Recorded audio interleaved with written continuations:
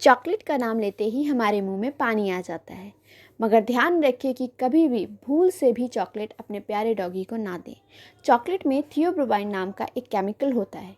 ये कैफीन की तरह ही होता है, जो कुत्ते के लिए बहुत नुकसानदेह हो सकता है। इसलिए चॉकलेट खाने के बाद कुत्ते को बहुत ज़्यादा प्यास लग सकती है, पेट खराब हो सकता है, उसके दिल की धड़कन असामान्य हो सकती है, उसे दौरा भी पड़ सकता है। डार्क चॉकलेट से तो कुत्ते की मृत्यु भी हो सकती है। इसलिए हमेशा ध्यान रखें कि चॉकलेट कभी टेबल या कुर्सी पर ना रह जाए।